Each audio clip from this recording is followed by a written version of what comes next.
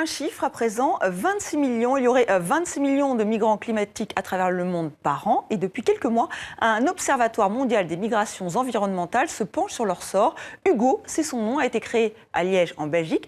Et son directeur est avec nous sur ce plateau. Bonsoir François Gemène. Bonsoir. Vous êtes donc à la tête de cet observatoire. Vous êtes aussi un spécialiste des flux migratoires. Et vous avez publié un atlas des migrations environnementales aux éditions Sciences Po, les presses, en 2016, avec plusieurs autres chercheurs.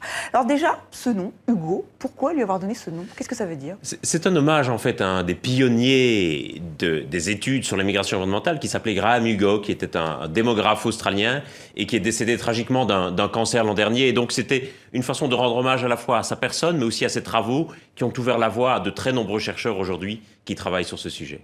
Alors on va s'intéresser à ces migrants climatiques. Je donnais ce chiffre, 26 millions. Ça correspond à quoi exactement? C'est le nombre de personnes qui sont déplacées chaque année par des catastrophes naturelles. Donc par exemple des ouragans, des inondations, des sécheresses. Et à ce chiffre, il faut ajouter tous ceux et toutes celles qui sont déplacés par des dégradations plus lentes de leur environnement. Par exemple, la hausse du niveau des mers. En réalité, on peut compter les personnes qui sont déplacées à cause de catastrophes parce qu'il y a des secours humanitaires qui sont mis en place. Et donc on peut compiler des statistiques. Mais il y a beaucoup d'autres déplacements beaucoup plus lents, beaucoup plus espacés, beaucoup plus individualisés qui, eux, ne sont pas du tout comptés. Et donc, en réalité, ce chiffre moyen annuel de 26 millions est très en deçà de la réalité du nombre de personnes qui sont déplacées par des dégradations de leur environnement chaque année. Et qui sont ces migrants climatiques?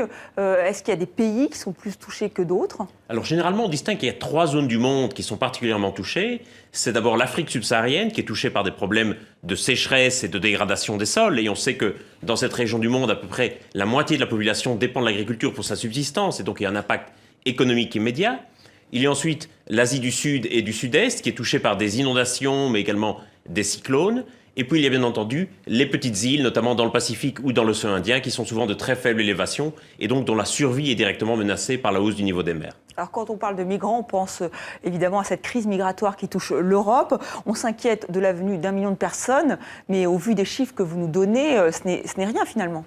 Bien sûr, il est certain qu'aujourd'hui, les dégradations de l'environnement et le changement climatique au premier rang de celles-ci sont un des facteurs majeurs de déplacement de population à travers le monde. Alors ce sont pour le moment des déplacements qui sont généralement confinés à l'espace d'un pays, aux frontières nationales, mais il est certain que dans le futur, ce sera de plus en plus des déplacements internationaux et que de plus en plus les facteurs de migration vont s'entremêler les uns aux autres, que les facteurs environnementaux, économiques et politiques vont s'enchasser les uns dans les autres. Et aujourd'hui déjà, une bonne partie des migrants qui arrivent dans l'Union européenne et qu'on désigne sous le terme de migrants économiques sont aussi des migrants environnementaux qui ont fui leur campagne parce que l'agriculture ne leur fournissait plus un moyen de subsistance suffisant. Donc il n'est pas pertinent de qualifier des migrants climatiques, politiques, économiques, c'est ce que vous nous expliquez? Je dirais qu'on s'échine aujourd'hui dans le débat politique européen à essayer de classer les gens en fonction du motif de leur migration, en supposant quelque part que la migration des uns, les réfugiés politiques, serait plus légitime que celle des migrants économiques. La réalité, c'est qu'on est aujourd'hui face à des migrations mixtes, à des parcours migratoires très étalés, avec plusieurs étapes,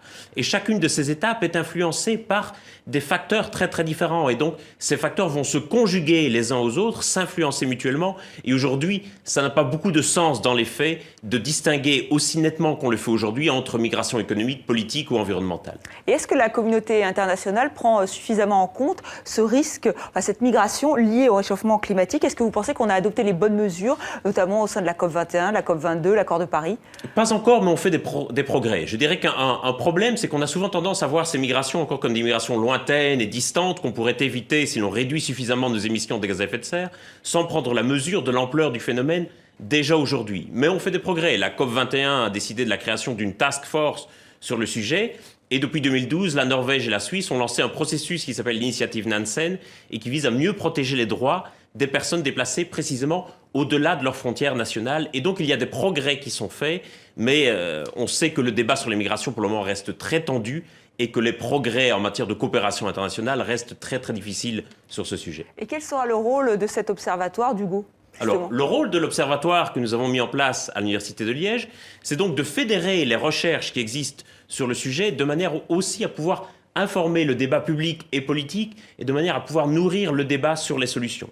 L'idée, c'est donc à la fois de fédérer les recherches et de veiller à ce que ces recherches nourrissent les processus politiques en cours, de manière à essayer de réconcilier quelque part la perception que nous avons de ces migrations avec la réalité empirique de ces migrations. Merci François Gemène d'être venu sur le plateau de 64 minutes et de nous avoir présenté cet observatoire, donc Hugo, basé à Liège en Belgique. Merci à vous.